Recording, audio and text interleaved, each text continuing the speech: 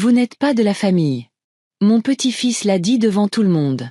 Cousins, oncles, voisins, tous réunis autour de la longue table en chêne. Sa voix était tranchante, assurée, le genre de ton destiné à blesser. Et il a blessé. La pièce n'est pas tombée dans le silence.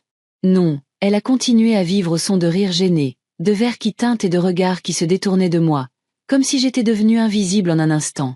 Je n'ai pas argumenté. Je n'ai pas supplié. Je suis juste restée assise là, les mots résonnant dans ma poitrine plus fort que le brouhaha ambiant. C'est à ce moment-là que j'ai compris que la trahison ne se manifeste pas toujours par des tempêtes.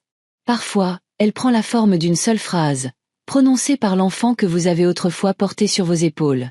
Mais voici ce que personne dans cette pièce ne savait. Chaque brique de cette maison, chaque euro derrière ce festin, chaque sourire qu'ils arboraient si confortablement. Tout avait commencé avec moi. Et avant que la nuit ne soit finie, ils allaient se souvenir de cette vérité d'une manière qu'ils n'auraient jamais imaginée. N'oubliez pas de vous abonner à la chaîne et de commenter en indiquant d'où vous nous regardez. J'ai regardé de l'autre côté de la table, vers Mathieu, mon fils.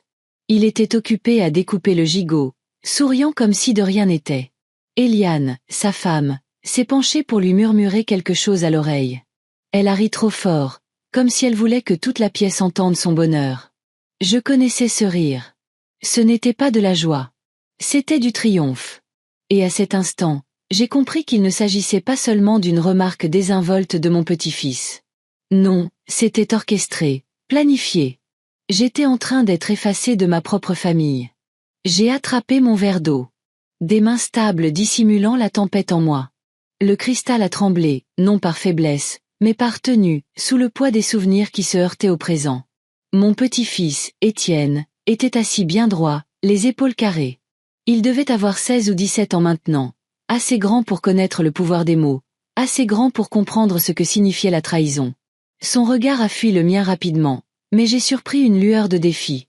Un voisin de l'autre côté de la table a tenté d'alléger l'atmosphère.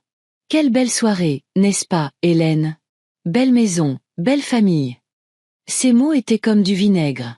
J'ai hoché la tête, forçant un sourire, mais à l'intérieur, je pensais, oui, belle maison. Mais qui l'a construite? Le dîner a continué, tintements des couverts, murmures de conversation. Mais pour moi, chaque son était assourdi, brouillé par l'écho des mots d'Étienne. Tu ne fais pas partie de la famille.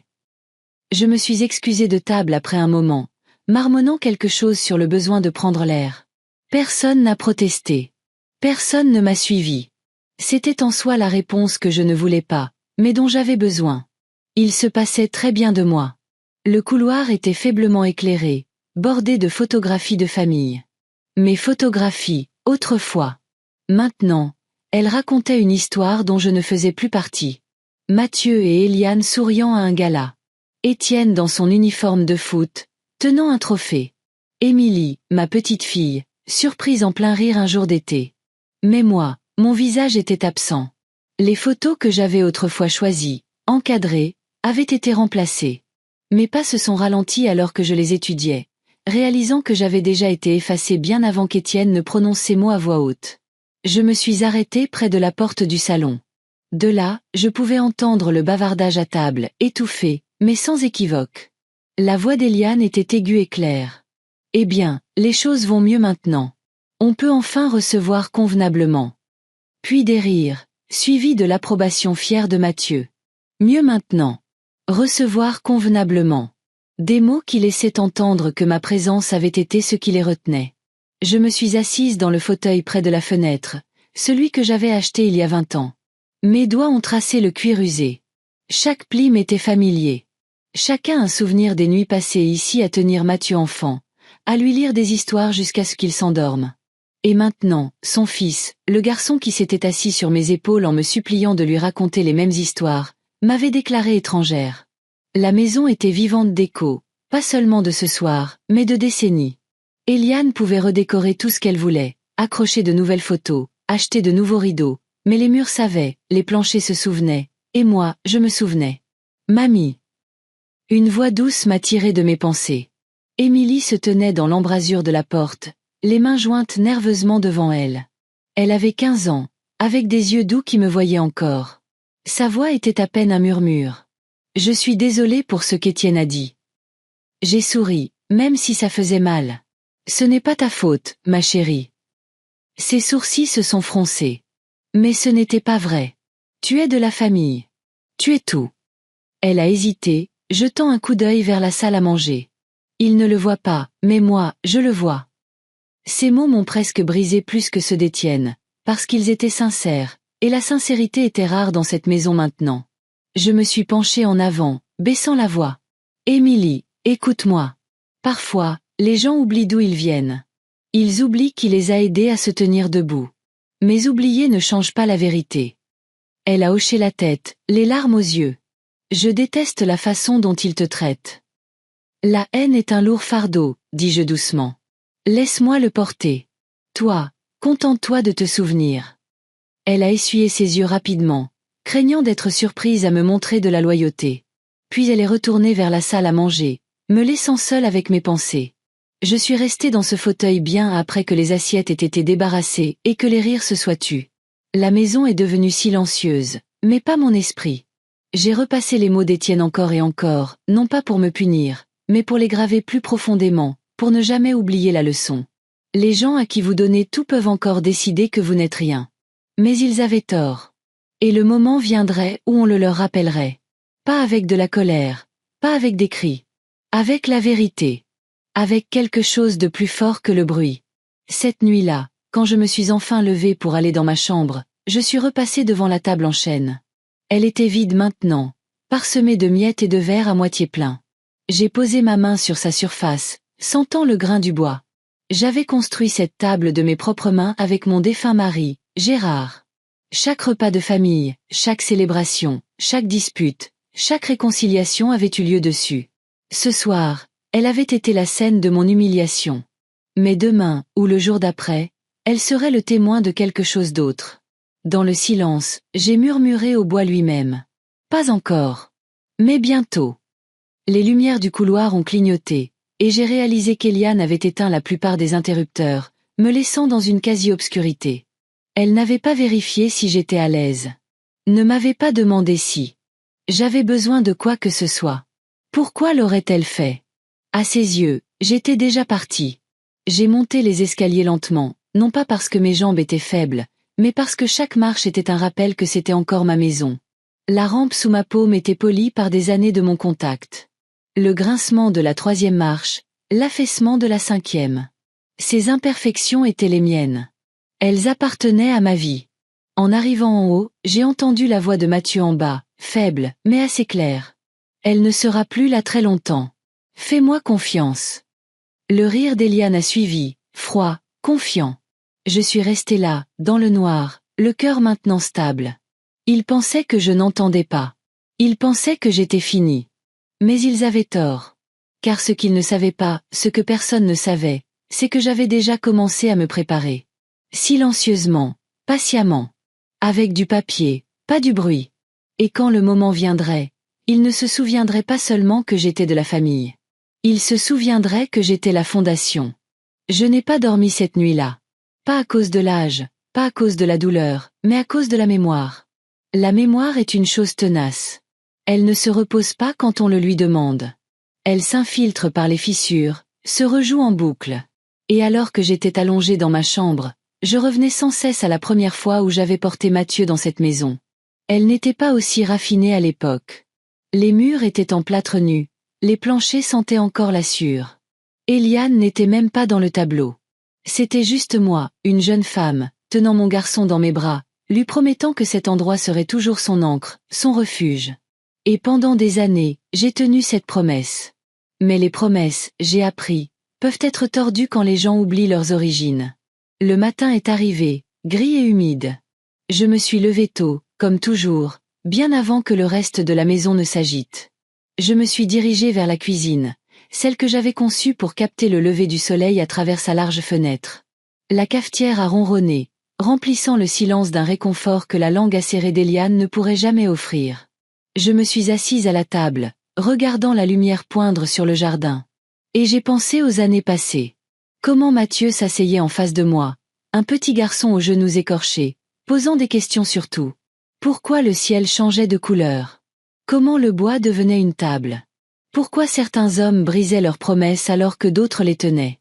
J'ai répondu à toutes les questions que je pouvais. Et quand je ne savais pas, je lui disais la vérité. On apprend au fur et à mesure, mon fils. Et pourtant, nous en étions là. Il avait cessé de demander, cessé d'écouter. Déjà levé? Une voix m'a surprise.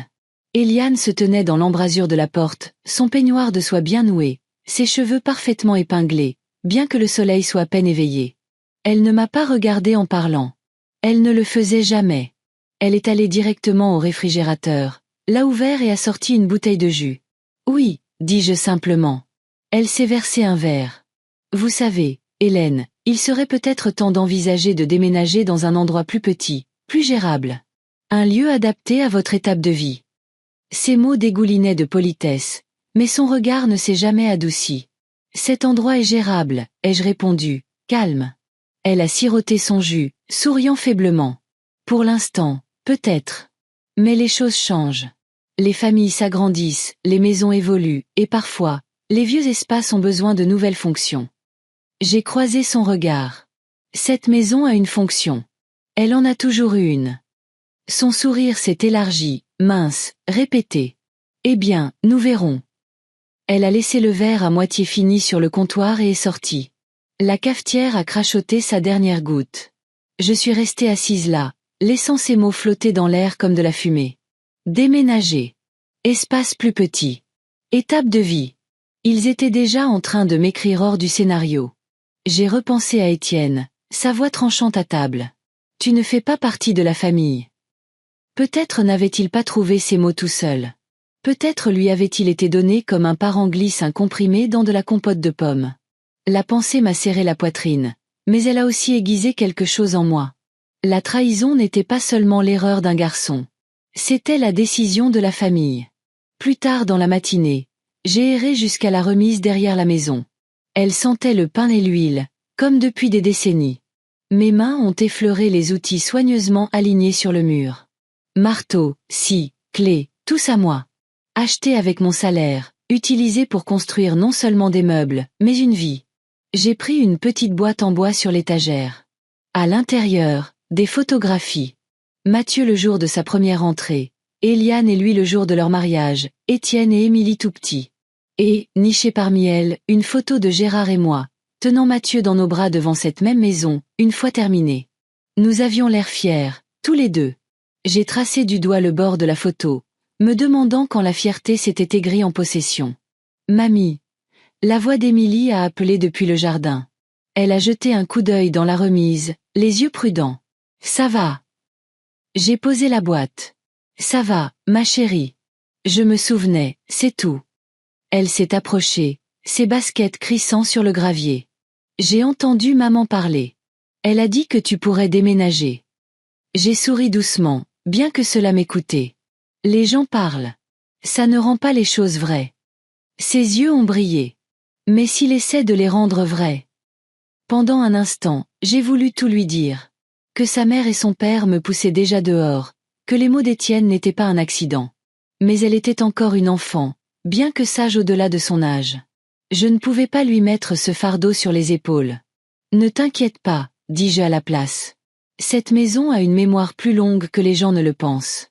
Elle sait qui lui appartient. Elle a penché la tête. Tu veux dire, comme si elle savait que c'est toi. J'ai gloussé doucement. Exactement. Elle a souri, une petite lueur d'espoir, et est retournée en courant vers la maison.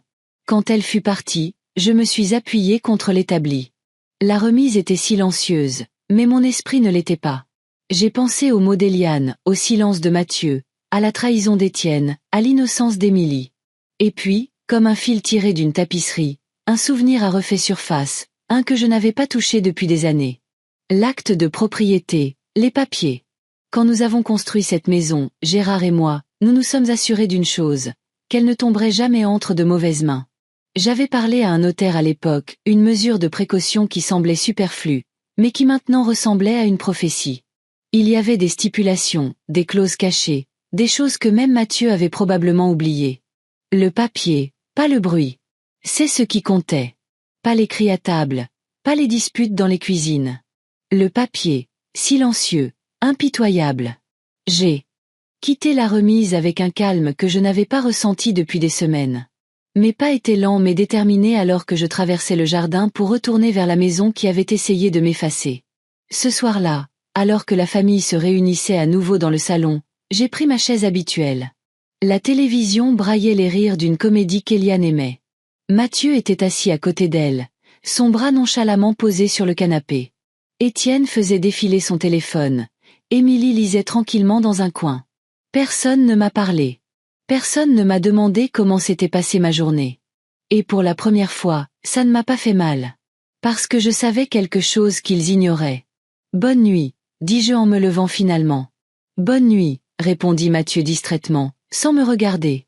J'ai monté les escaliers, chaque marche résonnant non de solitude, mais de résolution. Ils pensaient que je m'éteignais.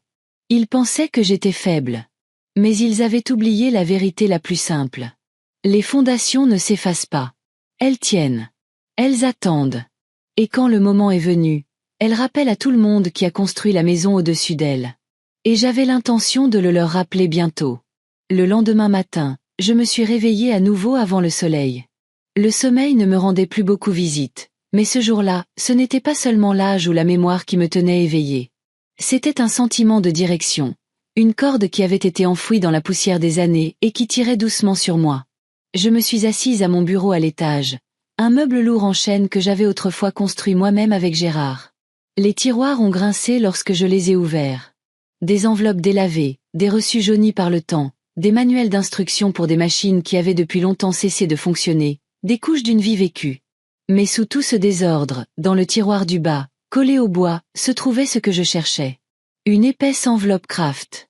Je l'ai décollée, mes doigts tremblant légèrement, non de faiblesse, mais du poids de la mémoire. À l'intérieur, l'acte de propriété de la maison, celui que nous avions signé il y a des décennies, à l'époque où mes cheveux étaient sombres et mon dos solide. À l'époque où Mathieu était encore un garçon qui me suivait partout avec des camions jouets à la main, suppliant d'aider. Mais ce n'était pas un simple acte de propriété. Je me souvenais du bureau du notaire, petit et bordé de livres qui sentaient la poussière et l'encre. Je lui avais demandé, comment puis-je m'assurer que cette maison reste toujours entre de bonnes mains? Comment l'empêcher d'être vendue ou partagée si quelque chose m'arrive? Il s'était penché en arrière, ses lunettes basses sur son nez. Il y a des moyens, des clauses. Vous pouvez lier la propriété à des conditions, à un comportement, à des rôles familiaux. Et c'est exactement ce que j'avais fait. Je relisais les mots maintenant. Mes yeux plus lents qu'autrefois, mais mon esprit vif. Les conditions étaient claires. Tant que je serais en vie, personne ne pourrait me chasser de cette maison. Ni légalement, ni par intimidation, ni même par des liens de sang qui s'aigrissent.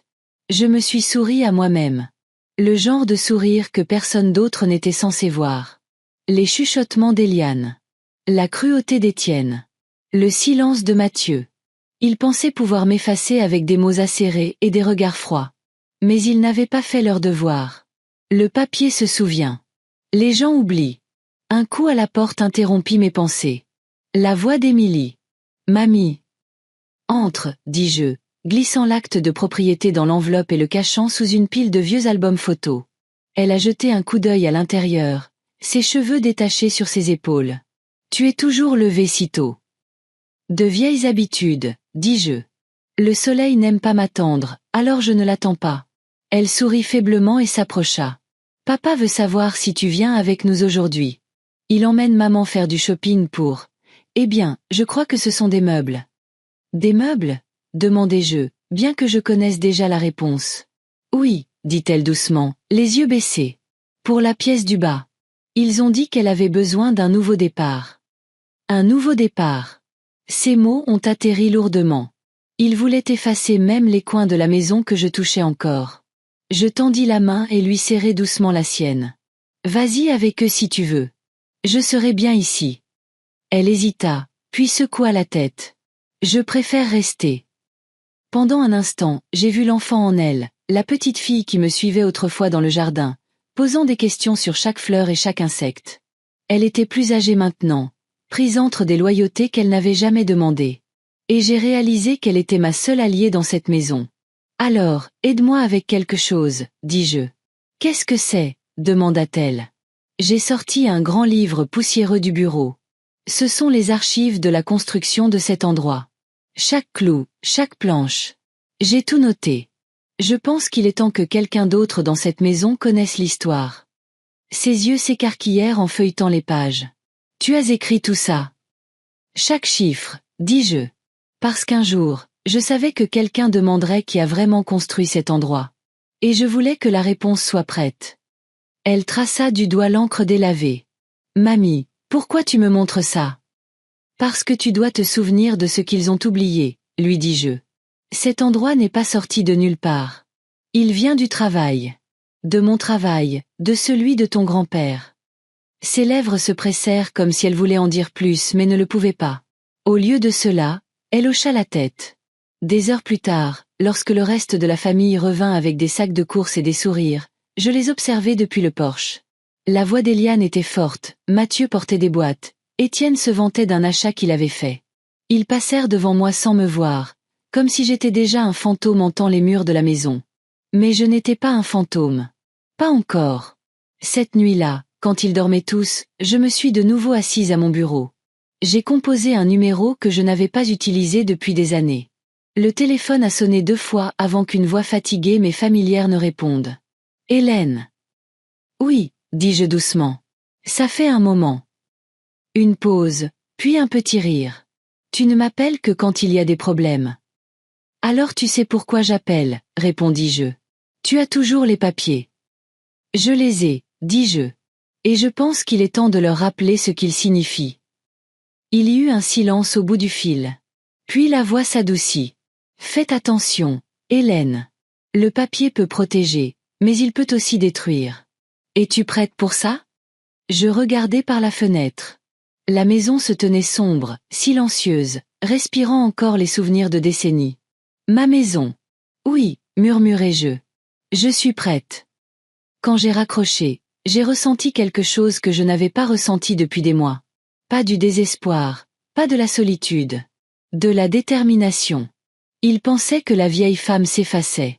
Mais je venais à peine de commencer à écrire le chapitre suivant. La semaine suivante, j'ai décidé de quitter la maison avant que quiconque ne se réveille. La vieille 4 litres a toussé 2 fois avant de démarrer, comme si elle n'appréciait pas d'être tirée de son long repos. Je ne l'avais pas conduite depuis des mois, peut-être un an, mais ce matin-là, le volant était stable dans mes mains, comme s'il se souvenait de moi. Le village n'avait pas beaucoup changé. Le même café-bar avec son enseigne au néon fissuré, la même quincaillerie dont la vitrine était encombrée de perceuses poussiéreuses. Mais en passant devant, je ne pouvais m'empêcher de penser à combien j'avais changé. Ou peut-être à combien on m'avait forcé à changer. Je me suis garé devant un petit bâtiment en briques avec des lettres dorées délavées sur la vitre, cabinet juridique Dubois et Associés. À l'intérieur, l'air sentait le vieux papier et le bois ciré. Derrière le bureau, un homme plus âgé a levé les yeux d'une pile de dossiers. Ses cheveux étaient plus fins maintenant, ses lunettes plus épaisses, mais ses yeux étaient les mêmes, vifs, précis. Hélène Dubois, dit-il en se levant. Je n'en reviens pas. Je pensais ne vous revoir que dans une notice nécrologique. J'ai souri faiblement. Pas encore, Thomas. Nous nous sommes serrés la main. Sa poigne était plus faible que dans mon souvenir, mais ferme. Il m'a conduite dans son bureau, la même pièce exiguë que je me rappelais d'il y a des années. Des livres tapissaient les murs, du sol au plafond, leur dos usé, mais fier. Alors, dit Thomas en s'installant dans son fauteuil. Pourquoi maintenant? Pourquoi, après tout ce temps? J'ai glissé l'enveloppe sur son bureau. Parce qu'ils ont oublié. Et j'ai besoin de le leur rappeler. Il l'ouvrit, ajustant ses lunettes en lisant. Ah, l'acte de propriété. Vous l'avez vraiment gardé toutes ces années. Malin. J'avais un pressentiment, dis-je. À l'époque, je ne savais pas de qui je le protégeais. Maintenant, je le sais. Thomas me regarda attentivement. C'est béton. Ils ne peuvent pas toucher à cette maison. Pas légalement. Mais Hélène, si vous vous engagez sur cette voie, ce ne sera pas seulement du papier. Ce sera la guerre entre ces murs. Je me suis penché en avant. Ils ont déclaré la guerre le jour où mon propre petit-fils m'a dit que je ne faisais pas partie de la famille. Le silence pesa lourdement entre nous. Puis Thomas hocha la tête. Très bien. Alors, nous allons affûter les lames. Ce soir-là, en rentrant à la maison, j'ai trouvé le salon à moitié vidé. Meubles disparus, murs nus.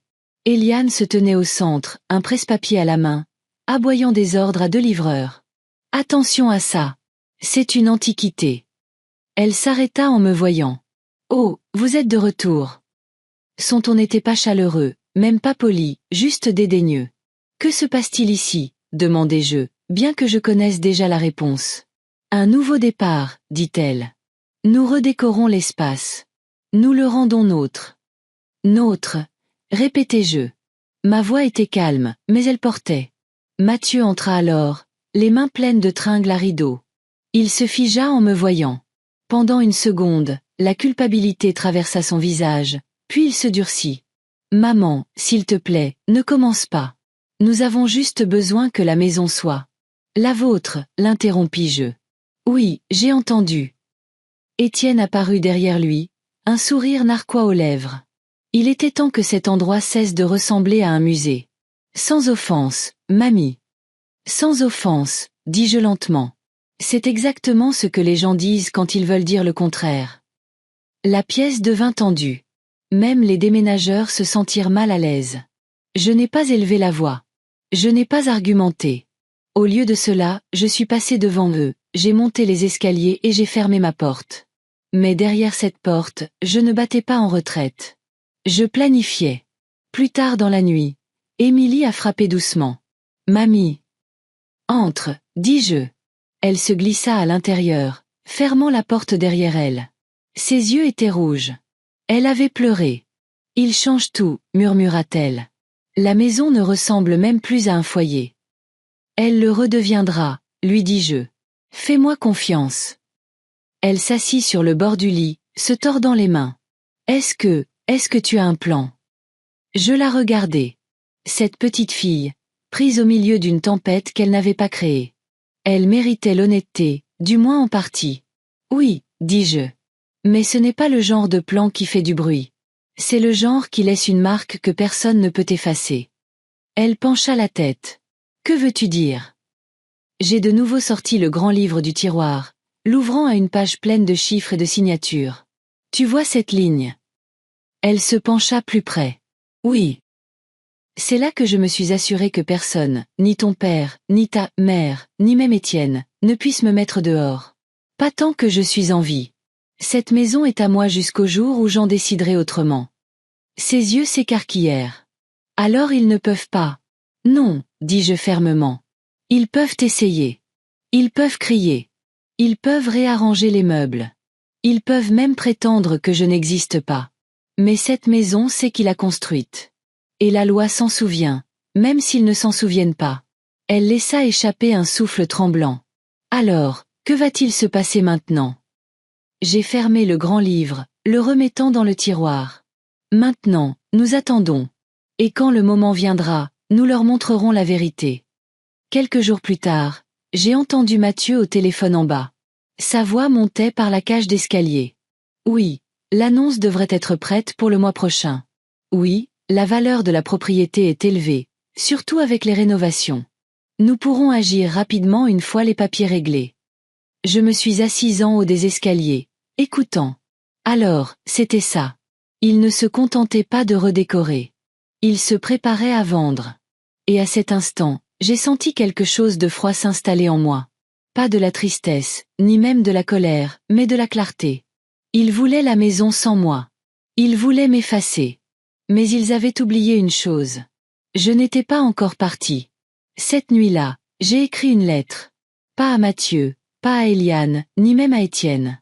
À toute la famille. Cousins, oncles, voisins. Les mêmes personnes qui étaient assises à cette table en chêne quand Étienne m'a dit que je ne faisais pas partie de la famille.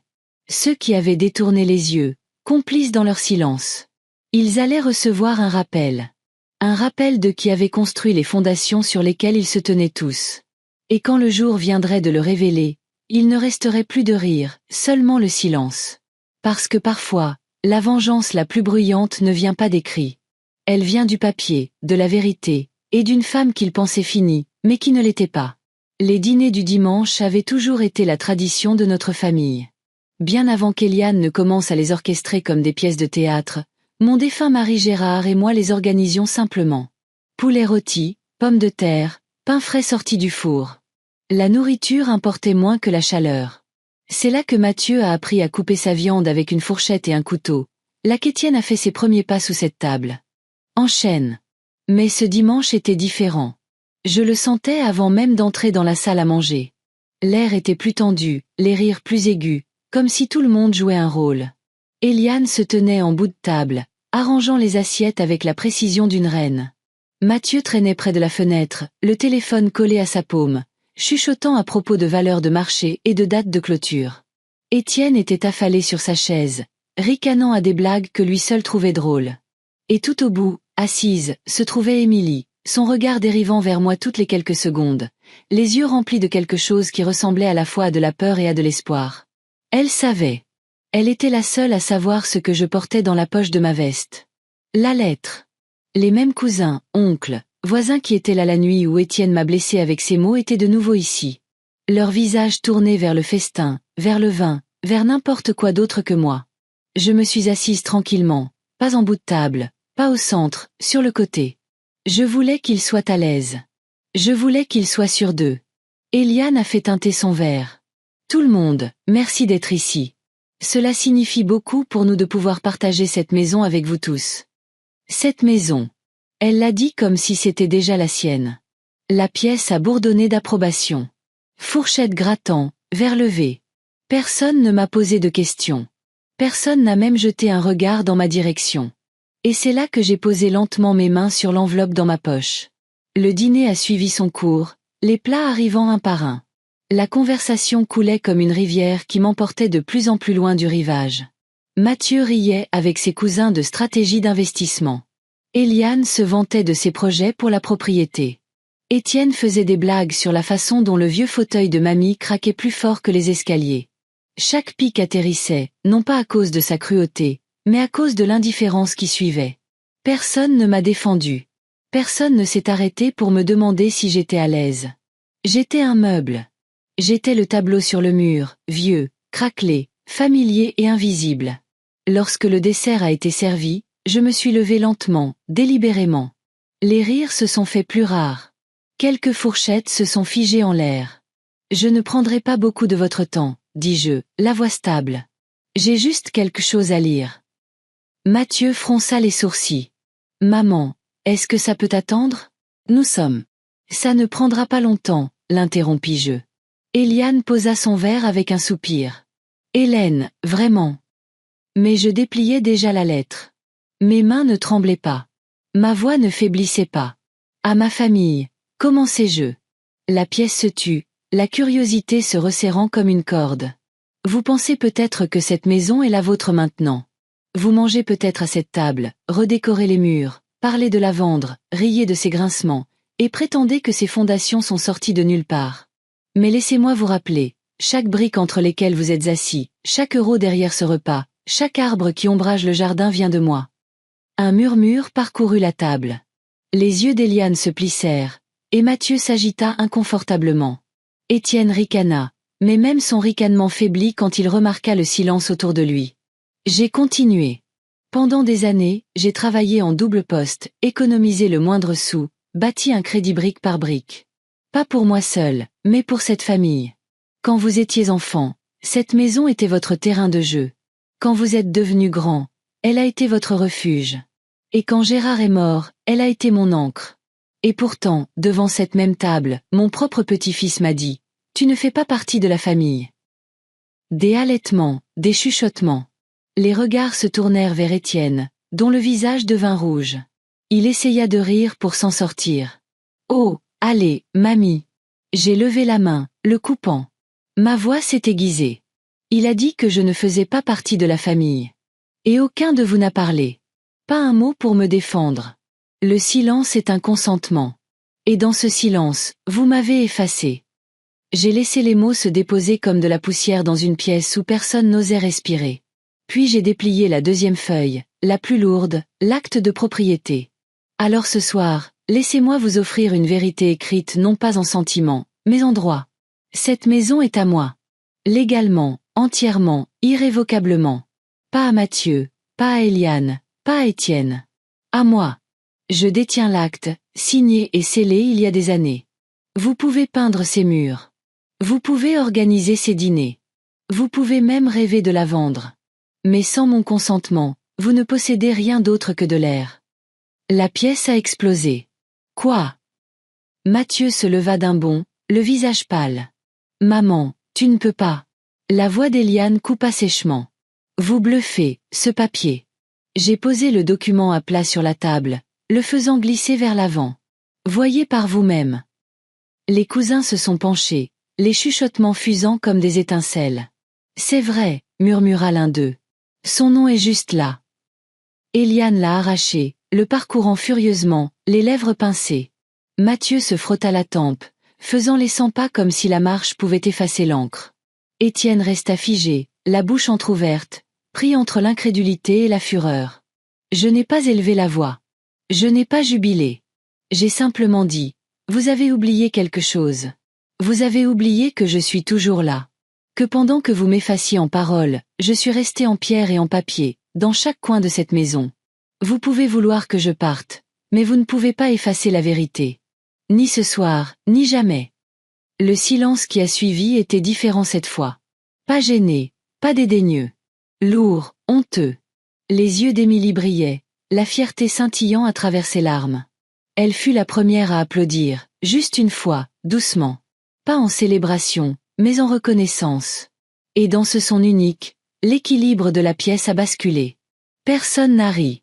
Personne n'a trinqué. Pour la première fois depuis des années, ils étaient forcés de me voir. Cette nuit-là, après que les invités soient partis dans une confusion feutrée, Eliane a fait irruption dans ma chambre. Vous nous avez humiliés, siffla-t-elle. Devant tout le monde. Je la regardai calmement. Non. Je vous ai rappelé la vérité. Il y a une différence. Elle pointa un doigt tremblant vers moi. Vous pensez que c'est fini? Vous pensez qu'un bout de papier vous rend intouchable? Je me suis adossée à ma chaise, calme. Pas intouchable. Juste inamovible. Il y a une différence là aussi. Ses yeux flamboyaient, mais elle n'avait plus de mots. Elle a claqué la porte derrière elle, et seule dans le calme, je me suis permis un sourire. Pas un grand sourire, pas triomphant, mais stable. Parce que pour la première fois depuis longtemps, je n'étais pas invisible. Il m'avait vu. Et il s'en souviendrait. Le matin après le dîner, la maison était plus silencieuse qu'elle ne l'avait jamais été. Pas de tintement d'assiette, pas de rire filtrant à travers les murs, juste le silence, un silence épais et mal à l'aise. Je me suis réveillée. Avant l'aube, comme toujours, j'ai fait bouillir de l'eau pour le café et je me suis assise près de la fenêtre de la cuisine. La vapeur s'enroulait vers le haut, l'odeur terreuse et rassurante. Pour la première fois depuis des mois, je ne me sentais pas invisible. Mais je savais aussi ce que signifiait le silence. Ce n'était pas la paix. C'était un complot.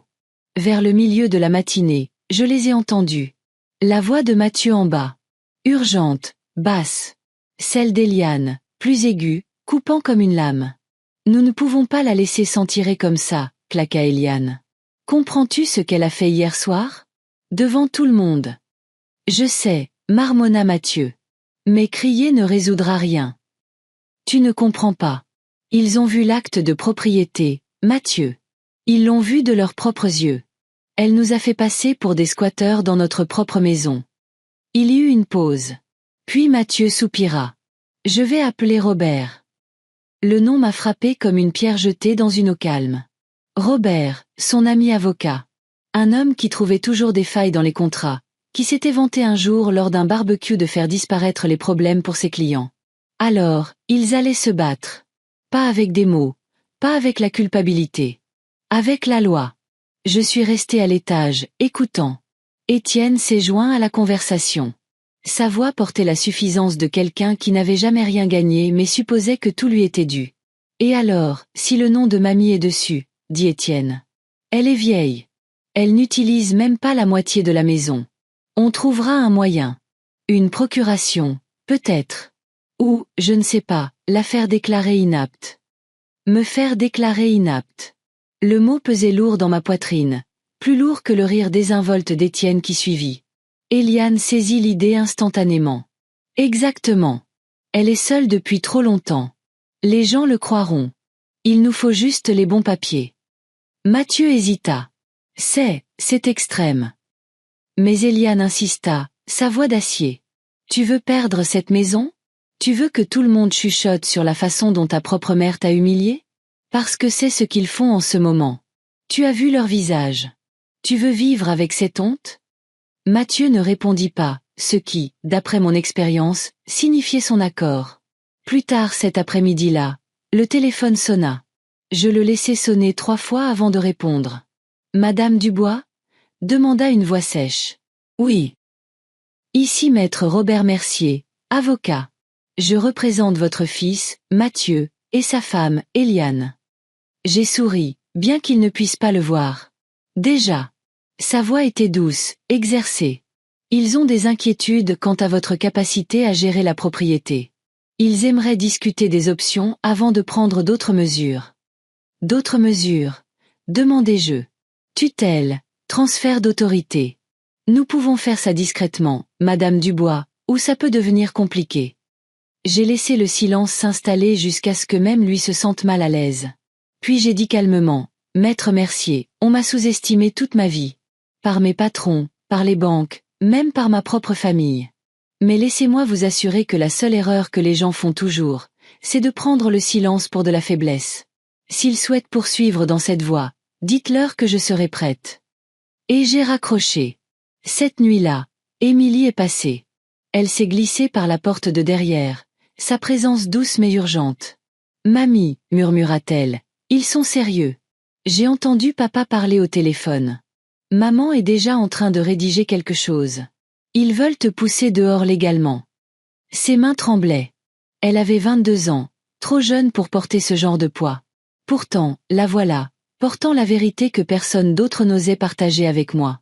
J'ai posé ma main sur la sienne. Laisse-les essayer, dis-je. Ses yeux s'écarquillèrent. Mais, je n'ai pas peur de leurs papiers, Émilie. J'ai les miens. Et plus que ça, j'ai quelque chose qu'ils ne comprendront jamais. La patience. Les jours suivants se déroulèrent comme une partie d'échecs. Eliane faisait défiler des voisins dans la maison, laissant entendre qu'elle allait bientôt faire des changements. Mathieu rentrait tard, probablement avec Robert, préparant la requête qu'il pensait pouvoir m'effacer. Étienne se pavanait comme un prince en attente, s'appropriant déjà des espaces comme si la maison était son royaume. Mais j'ai aussi joué mes coups. Silencieusement. Je suis allé au bureau du cadastre. J'ai demandé des copies de l'acte de propriété, certifié conforme, tamponné, irréfutable. J'ai demandé un historique du titre de propriété montrant que la maison était à moi depuis le jour où Gérard et moi avions signé les papiers. J'ai sécurisé chaque bribe de preuve dont j'aurais besoin pour affronter leur tempête. À la banque, j'ai mis à jour mes comptes, mis en place des protections et fait en sorte que les relevés me parviennent directement, et non à l'adresse partagée. Au cabinet de mon avocat, Thomas, je lui ai expliqué la situation. Il s'est adossé à sa chaise, ajustant ses lunettes. Ils essaieront de prouver votre incompétence, dit-il. Et vous prouverez le contraire. Rapport de médecin, évaluation, témoin. Vous êtes lucide, Hélène. Diable, vous êtes plus vive que la plupart des gens de la moitié de votre âge. Ils regretteront de vous avoir sous-estimé. J'ai hoché la tête. Bien. Commençons. Le véritable tournant est survenu une semaine plus tard. Eliane a organisé un autre dîner. Cette fois, plus petit, plus sélect, juste la famille proche, et Robert, présenté sous le prétexte d'être un ami de la famille. Je me suis assise à table, silencieuse, observant. Robert souriait trop, riait trop facilement, ses yeux calculant chaque regard. À mi-chemin du repas, Eliane a tapoté son verre. « Maman, nous avons réfléchi. C'est beaucoup de travail de gérer cette maison seule. Les factures, l'entretien, les responsabilités. Ne serait-ce pas plus facile si tu nous laissais t'aider? Nous pourrions te soulager d'un fardeau. » J'ai posé ma fourchette. Et par aider, vous voulez dire que je vous la cède. Mathieu s'est éclairci la gorge. Ce n'est pas comme ça. Nous voulons juste ce qu'il y a de mieux pour toi.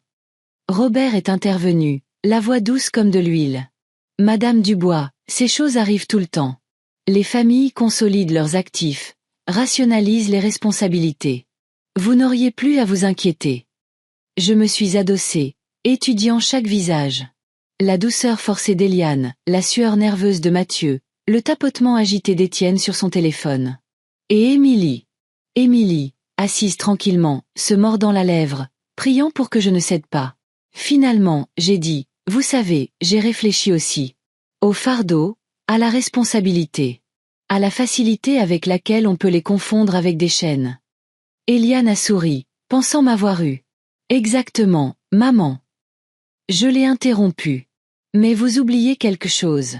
Les chaînes peuvent être brisées. Les fardeaux peuvent être déplacés.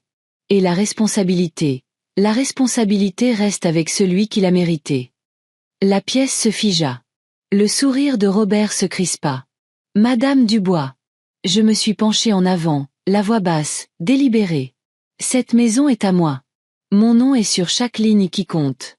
Et si vous me poussez, si vous déposez un seul papier, si vous chuchotez un seul mot sur l'incompétence, alors je ne défendrai pas seulement ce qui est à moi. J'exposerai chaque mensonge, chaque manipulation, chaque humiliation que vous m'avez infligée. Et je vous promets que la honte que vous ressentez maintenant ne sera rien comparée à ce qui s'en vient. Silence. Un silence épais, suffocant. Étienne a marmonné, vous bluffez. Je l'ai regardé, fixement. Essayez-moi. Cette nuit-là, bien après qu'ils soient tous allés se coucher, je me suis de nouveau assise à la table de la cuisine.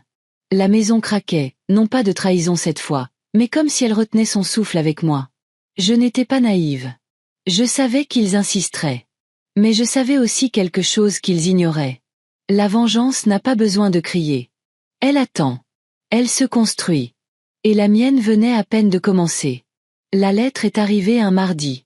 Une enveloppe blanche impeccable, glissée sous la porte d'entrée entre l'aube et le milieu de la matinée. Je savais que ce n'était pas un mot d'un voisin ou une facture. Non, celle-ci avait un poids, le genre de poids que seul le papier timbré peut avoir. Quand je me suis baissée pour la ramasser, le sceau m'a tout dit. Tribunal d'instance, division des tutelles. Il l'avait fait.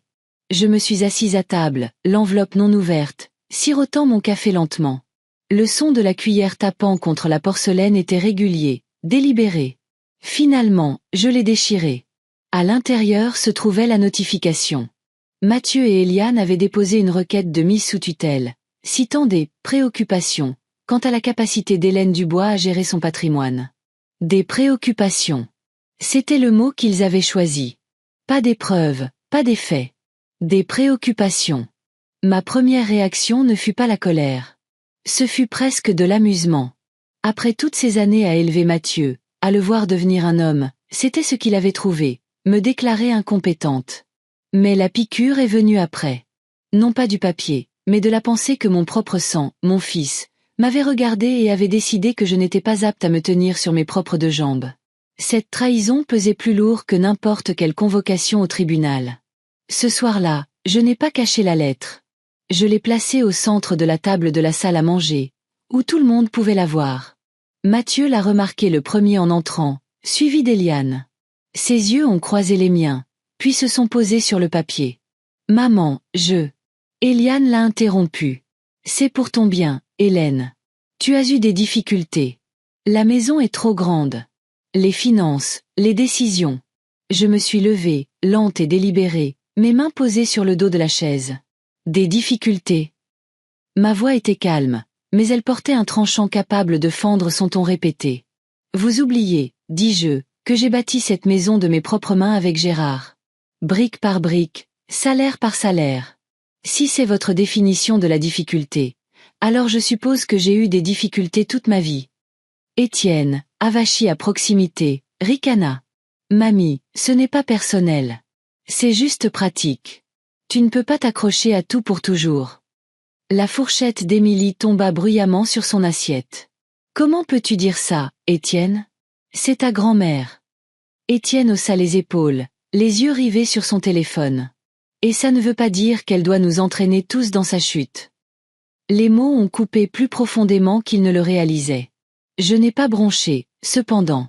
J'ai juste laissé le silence s'installer jusqu'à ce que même le faux sourire d'Éliane vacille.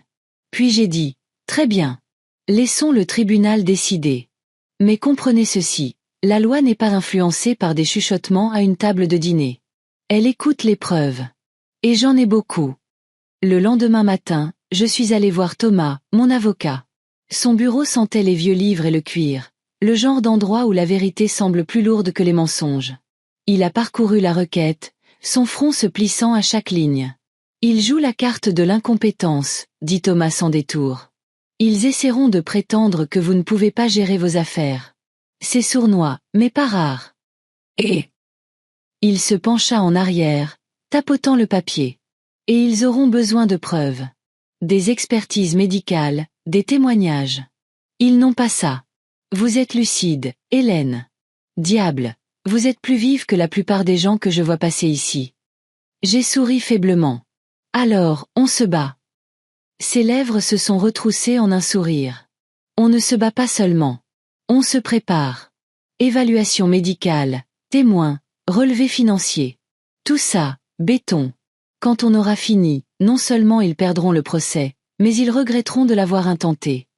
Une semaine plus tard, j'ai passé ma première évaluation. La doctoresse, une femme sévère mais juste, m'a posé toutes les questions possibles. Dates, chiffres, souvenirs et même l'actualité. J'ai répondu à chacune sans hésitation. À la fin, elle a posé son stylo. Madame Dubois, dit-elle, vous n'êtes pas seulement compétente, vous êtes précise. Je serai heureuse de témoigner en ce sens. Cette nuit-là, j'ai glissé l'évaluation dans mon dossier grandissant de documents. Actes, relevés bancaires, lettres notariées. Ma forteresse de papier se renforçait à chaque page. Mais la vengeance n'est pas seulement une question de défense. Il s'agit de trouver les failles dans l'armure de l'adversaire. Et c'est là qu'Émilie m'a aidé. Un soir, elle est venue avec son ordinateur portable, le visage pâle et déterminé. « Mamie, tu devrais voir ça. » Elle a tourné l'écran vers moi. Des emails, des dizaines, entre Eliane et Robert. « Il ne voulait pas que je trouve ça, » murmura Émilie. J'utilisais l'ordinateur de maman pour imprimer quelque chose et son compte était encore connecté. J'ai lu les lignes, mes mains stables, bien que mon cœur battait la chamade. Eliane ne se contentait pas de demander la tutelle. Elle et Robert discutaient des moyens d'accéder à mes comptes avant même que la requête ne soit déposée. Si nous pouvons faire déclarer Hélène inapte, lisez un email, nous pourrons transférer les fonds sans délai. Mathieu suivra. Il suit toujours. Voilà. Pas de préoccupation, pas de devoir familial. La cupidité. Le tournant est survenu quelques nuits plus tard, lors d'un autre dîner tendu. Eliane s'est versé du vin, ses yeux brillants d'une fausse patience. « Maman, dit-elle doucement, la date d'audience approche. Tu peux nous épargner à tous bien des ennuis si tu signes simplement la procuration. Nous nous occuperons du reste. » J'ai posé ma fourchette. « Vous avez pensé à tout, n'est-ce pas ?» Son sourire s'est aiguisé. « Il ne s'agit pas de nous. Il s'agit de te protéger. » J'ai sorti de ma veste une feuille de papier pliée. L'email. Je l'ai fait glisser sur la table, observant son visage alors qu'elle lisait ses propres mots. La couleur a quitté ses joues. Mathieu s'est penché, la confusion se transformant en panique. Étienne a haussé les sourcils, prêtant soudainement attention. Je me suis adossé. Me protéger, ou protéger votre accès à mes comptes. Eliane a bafouillé. Où as-tu eu ça? Disons simplement, ai-je répondu doucement, que les écrits restent quand les paroles s'envolent. La pièce est tombée dans le silence. Même Étienne avait l'air secoué. Les yeux d'Émilie ont croisé les miens. Et dans ce moment de calme, nous savions toutes les deux que le vent avait tourné. Cette nuit-là, seule à la table de la cuisine, j'ai ouvert le dossier de documents. Actes, évaluation, preuve de compétence, et maintenant leurs propres mots, preuve de leur intention. Ils pensaient jouer aux échecs, déplaçant leurs pions avec soin. Mais ils n'avaient pas remarqué que la reine se tenait toujours là, tranquillement, attendant son heure. La maison a gémi doucement, le bois s'installant dans la nuit. Pour eux, cela pouvait ressembler à de la faiblesse, à de la vieillesse, à de la décomposition. Mais pour moi, cela sonnait comme une respiration. Stable, patiente, vivante. La bataille n'était pas terminée. Non, elle ne faisait que commencer. Et j'étais prête pour chaque coup. Le tribunal était plus froid que ce à quoi je m'attendais. Pas en température, non. La climatisation bourdonnait sans relâche, mais en esprit. Les sols en marbre brillaient, reflétant chaque pas pressé, chaque hésitation nerveuse. Les gens entraient et sortaient, serrant des documents, des chuchotements rebondissant contre les murs comme des oiseaux piégés. Je suis entrée lentement, ma canne tapant légèrement contre le sol. Non pas parce que j'en avais besoin, ce n'était pas le cas. Mais je voulais qu'il me voie comme stable, délibérée, une femme en contrôle de ses pas. Émilie était à mes côtés, serrant son carnet, le menton haut, avec un défi qu'elle ne prenait pas la peine de cacher. Mathieu et Eliane étaient déjà là, assis avec Robert, leur avocat, qui se penchait près d'eux. Les yeux d'Eliane se sont posés sur moi, rapides, vifs, puis sont revenus sur ses papiers. Mathieu a évité mon regard complètement. Étienne a ricané, comme si c'était une sorte de jeu qu'il avait déjà gagné. La voix de l'huissier a percé le brouhaha. Affaire numéro 4821, concernant la tutelle d'Hélène Dubois. Ça commençait. La juge était une femme grande aux cheveux gris acier tirés en un chignon serré, ses lunettes perchées bas sur son nez. Sa voix portait l'autorité sans avoir besoin de volume. Nous sommes ici aujourd'hui pour statuer sur la requête de mise sous tutelle déposée par Mathieu Dubois et Eliane Dubois concernant l'incapacité présumée de Madame Hélène Dubois. Ses yeux se sont posés sur moi, vifs et évaluateurs. Madame Dubois, êtes-vous prête à procéder? Je me suis levée lentement, hochant la tête. Oui, Madame la juge. Nos avocats ont commencé. Le conseil d'Eliane et Mathieu a dressé un portrait de moi comme étant fragile, confuse et incapable de gérer les affaires les plus simples. Il m'a décrite comme une femme qui laissait des factures impayées, qui oubliait les noms, qui était un danger pour elle-même. Chaque phrase dégoulinait d'une préoccupation répétée, bien que tout le monde dans la pièce puisse entendre le sous-entendu. Il voulait le contrôle. Je suis restée assise, les mains jointes, sans interrompre. Les écrits restent, les paroles s'envolent. Puis Thomas, mon avocat, s'est levé. Il était calme, ses mots précis. Madame la juge, ce que nous avons ici n'est pas une préoccupation pour le bien-être de Madame Dubois. C'est de la cupidité. C'est une tentative calculée de priver une femme de ses droits, orchestrée par ceux qui ont un intérêt financier. Et nous avons des preuves. Il m'a fait signe. Madame Dubois, voudriez-vous venir à la barre? Le trajet jusqu'à la barre des témoins m'a semblé plus long qu'il ne l'était. Chaque pas résonnait. J'ai posé ma main sur la Bible, j'ai prêté serment, puis je me suis assise. Thomas m'a posé des questions. D'abord des dates, des chiffres, des événements récents. J'ai répondu à tout clairement, délibérément. Ni pressée, ni hésitante. Juste stable. La juge s'est penchée en avant, son expression illisible, mais attentive. Puis sont venues les évaluations médicales. La doctoresse a témoigné, sa voix calme et autoritaire. À mon avis professionnel, Madame Dubois est pleinement compétente. Ses capacités cognitives sont vives, sa mémoire précise. Elle est entièrement capable de gérer ses propres affaires. L'avocat d'Eliane s'est agité inconfortablement, feuilletant des papiers qu'il ne voulait plus lire à voix haute. Puis Thomas a joué sa dernière carte. Il a remis à l'huissier une série de mets imprimés. Les propres mots d'Eliane, conspirant avec Robert. La juge les a lus en silence, ses lèvres se pressant en une ligne fine.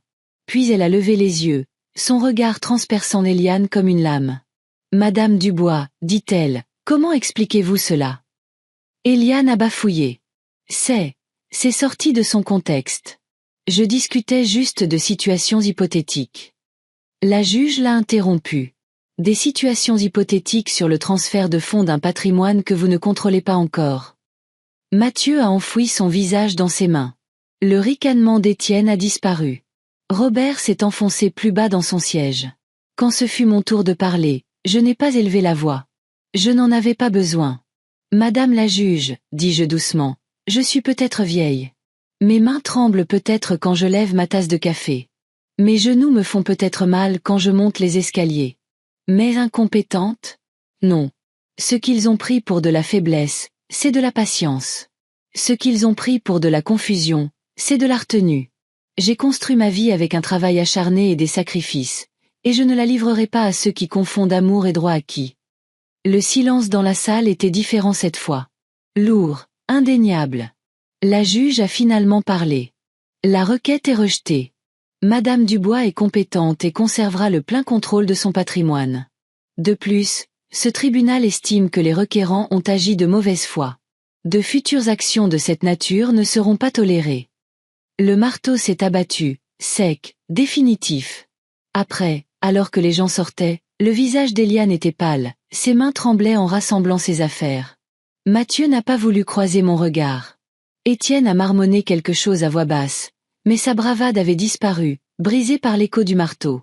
Émilie m'a serré la main. Tu l'as fait, mamie. Je l'ai regardée, la voix stable. Non, Émilie. Nous l'avons fait. Ce soir-là, je me suis assise à la même table en chêne où la trahison avait été prononcée pour la première fois. La maison a gémi doucement, comme si elle exhalait la tension qu'elle avait retenue. J'ai posé les papiers du tribunal, nets et précis. Le combat n'était pas terminé. Pas encore. Les familles ne se défont pas en une seule décision de justice. Il y aurait des chuchotements, des représailles, des tentatives de se regrouper. Mais les fondations avaient bougé. Ils m'avaient sous-estimé. Ils pensaient que l'âge signifiait la reddition. Au lieu de cela, cela signifiait l'endurance. Et l'endurance gagne les guerres. La nuit après l'audience, la maison était trop silencieuse.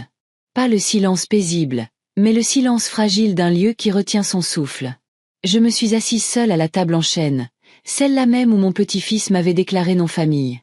La surface polie reflétait la lueur de la lampe au-dessus, mais elle semblait plus froide maintenant, comme si elle se souvenait de chaque mot, chaque ricanement, chaque regard détourné. Émilie est entrée, portant 2 tasses de tisane. Elle en a posé une devant moi, ses mains tremblant. Légèrement. « Mamie, dit-elle, tu as gagné aujourd'hui. Tu leur as prouvé qu'ils avaient tort. » J'ai hoché la tête, enroulant mes doigts autour de la chaleur de la tasse. Oui, Émilie, mais leur prouver qu'ils ont tort ne signifie pas toujours que tu as gagné. Cela signifie simplement que la guerre a changé de terrain. Le dîner de famille qui a suivi n'a pas été une célébration. C'était plutôt une trêve conclue après une embuscade ratée. Eliane ne m'a pas regardé une seule fois, sa fourchette grattant son assiette par petits mouvements secs. Mathieu ne parlait que lorsqu'on lui posait directement une question, ses mots brefs. Étienne était assis, raide, son arrogance percée, mais pas disparu. Robert n'est pas venu du tout. L'air était lourd, épais du son de la mastication et de la toux forcée occasionnelle. Finalement, Mathieu s'est éclairci la gorge. Maman, je ne voulais pas en arriver là. L'affaire de la tutelle. On s'inquiétait juste pour toi. J'ai posé ma fourchette lentement, délibérément. Inquiet ou intéressé. Le cliquetis du métal contre la porcelaine a résonné plus fort que ces mots. Eliane a sauté sur l'occasion, sa voix cassante. Nous pensions que tu ne pouvais peut-être plus tout gérer. Ce n'était pas malveillant. Je l'ai regardé, puis mes yeux se sont posés sur lui, stables. Les emails ne mentent pas, Eliane. Les relevés bancaires non plus. La malveillance, ce n'est pas toujours crier ou claquer les portes. Parfois, c'est planifier des dîners autour de ce que vous gagnerez quand quelqu'un d'autre sera parti. La pièce se figea. Étienne marmonna. On pensait juste à l'avenir. Je me suis adossée à ma chaise, le bois craquant sous moi. Et vous pensiez que l'avenir ne m'incluait pas. Plus tard dans la nuit, lorsque la vaisselle fut faite et que tout le monde s'était dispersé dans des coins séparés de la maison, Émilie m'a trouvée sur le porche. Elle a resserré son pull, son visage pâle au clair de lune. « Ils ne comprennent pas, murmura-t-elle. Ils pensent que l'argent est toute l'histoire. Ils ne te voient pas, toi. » J'ai posé ma main sur la sienne. C'est l'erreur qu'ils ont faite toute leur vie, Émilie. Ils voient ce que je possède, pas qui je suis. Elle hésita, puis se pencha plus près. « Qu'est-ce que tu vas faire maintenant ?» La question flottait dans l'air frais de la nuit. Pour la première fois depuis des semaines, j'ai souri. Pas le genre de sourire qui cache la douleur, mais celui qui sait exactement ce qui va suivre. Je vais le leur rappeler, dis-je doucement. D'une manière qu'ils n'oublieront jamais. Le rappel a commencé tranquillement. J'ai rappelé mon avocat, Thomas. Préparez les papiers, lui ai-je dit. Tout. Les fiducies, les transferts, les révisions finales.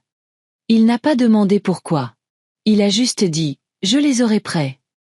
2 jours plus tard, j'ai invité de nouveau la famille à une réunion. Ils sont venus, bien que la réticence se lisait dans leurs yeux. Peut-être pensaient-ils que je m'étais adoucie. Peut-être pensaient-ils que je voulais une réconciliation. Ils se sont assis de nouveau à la table en chêne, ce morceau de bois maudit et sacré. La maison semblait écouter. Je me suis tenue en bout de table, des papiers soigneusement empilés dans mes mains. Ma canne reposait contre la chaise à côté de moi, bien que je n'en ai pas besoin. Je vous ai appelé ici, commençai-je, Parce que les familles ne devraient pas se décider dans les salles d'audience. Elles devraient se décider dans les foyers. Mathieu s'agita mal à l'aise. Eliane croisa les bras. Étienne tapota des doigts contre le bois. Émilie était assise en silence, son regard fixé sur moi. J'ai posé les papiers. Voici l'avenir dans lequel vous vouliez me précipiter. Mon patrimoine, ma propriété, ma maison. Vous vouliez le contrôle, alors je vous donne une réponse. J'ai fait glisser la première page sur la table. Étienne l'a saisie, l'a parcourue, puis son visage a perdu toute couleur. Qu'est-ce que c'est, marmonna-t-il. Mathieu la lui arracha, ses yeux s'écarquillant. Tu as tout changé. Eliane se pencha en avant, sa voix aiguë. Ça dit que nous ne sommes plus bénéficiaires. J'ai hoché la tête, calme. Correct.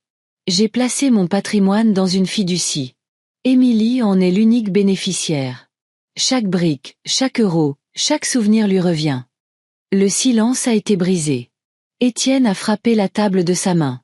Tu ne peux pas simplement nous effacer. Je l'ai regardé, ma voix stable comme la pierre. C'est toi qui m'as effacé le premier. Tu te souviens? La pièce a éclaté. Mathieu a essayé d'argumenter. La voix d'Eliane était stridente, Étienne furieux. Mais rien de tout cela n'avait d'importance. Les papiers étaient signés, scellés et légaux. Leur protestation était du bruit. Le papier avait parlé. Émilie était assise, figée, les lèvres entr'ouvertes de choc. Elle murmura, « Mamie, je n'ai pas demandé ça. » Je me suis tournée vers elle, mes yeux s'adoucissant. « Je sais que non. C'est pourquoi tu le mérites. » Cette nuit-là, bien après qu'il soit parti en trombe, la maison s'est enfin sentie différente. Pas silencieuse, pas lourde. Vivante. Émilie était assise à côté de moi, sa tête sur mon épaule. « Ils ne te pardonneront jamais, dit-elle. » J'ai pris une lente inspiration. Le pardon n'est pas le but, Émilie. La mémoire l'est. Ils se souviendront de cette nuit. Ils se souviendront que je n'ai pas été effacée, que j'ai eu le dernier mot. Et alors que la maison exhalait, que la table en chêne brillait sous la faible lumière, je savais que la guerre était terminée. Non pas parce que je les avais détruits, mais parce que je m'étais réappropriée. Le matin après la tempête, je me suis réveillée sous les rayons du soleil qui traversaient les rideaux. Pour la première fois depuis des mois, il ne semblait pas être un intrus. Il ressemblait à un vieil ami, réchauffant les bords d'une vie que je croyais devenue définitivement froide. Émilie était déjà réveillée. Je l'ai trouvée dans la cuisine en train de faire du café, fredonnant doucement. Elle a levé les yeux quand je suis entrée et m'a souri si sincèrement que cela a transpercé les résidus d'amertume qui s'accrochaient à moi. « Mamie, dit-elle doucement, me tendant une tasse. Tu te sens plus légère. » J'ai pris le café, inhalant la vapeur. « Oui, dis-je. Mais la légèreté n'est pas toujours la paix. Parfois, c'est juste le poids d'une bataille terminée, tandis que d'autres attendent leur tour. » Elle a penché la tête, m'étudiant comme seule une personne qui vous voit vraiment peut le faire. « Le regrettes-tu? De les avoir exclus ?» Je me suis assise à la table en chêne, le champ de bataille des mots, le témoin silencieux de la trahison et de la justice. Passant mes doigts sur ses rainures, j'ai laissé la question en suspens. « Non, ai-je finalement répondu. Je ne le regrette pas. Ce que je regrette, c'est qu'on en soit arrivé là. Que l'amour se soit transformé en compte et le sang en monnaie d'échange. » Les jours ont passé. La maison s'est apaisée. Eliane, Mathieu et Étienne ne sont pas revenus. Pas un appel, pas un message. Le silence était leur protestation, leur punition, peut-être même leur honte. Je n'attendais pas de réconciliation. Je n'y aspirais plus. Un soir, alors que j'étais assise sur le porche, Émilie m'a rejointe avec une boîte. J'ai trouvé sa dent. Le grenier, dit-elle en la posant à côté de moi. Elle était vieille, couverte de poussière.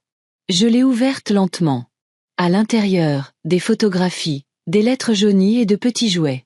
La petite voiture de mon petit-fils Étienne était au-dessus, sa peinture écaillée, mais les roues toujours intactes. Émilie l'a ramassée. C'était la sienne. Oui, dis-je, la voix basse. Je la lui ai donnée quand il avait 5 ans. Il l'emmenait partout. Je pensais que des moments comme ça nous porteraient pour toujours. Émilie a reposé la voiture avec précaution. Peut-être qu'elle l'a porté plus loin que tu ne le penses. Peut-être qu'il a juste oublié le chemin qu'il avait parcouru avec toi le tenant par la main. Ces mots se sont logés dans ma poitrine. Peut-être que l'oubli était la véritable trahison, pas la malveillance. Des semaines plus tard, Thomas, mon avocat, est passé avec les derniers papiers. En partant, il m'a serré fermement la main. Madame Dubois, la plupart des gens attendent trop longtemps. Vous avez agi à temps. J'ai hoché la tête, mais après son départ, je suis restée à regarder l'allée. Agir à temps.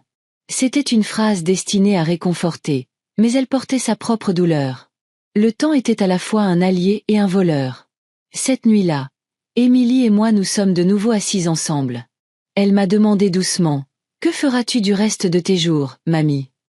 J'ai pensé à la maison, au silence, à la fracture des liens familiaux.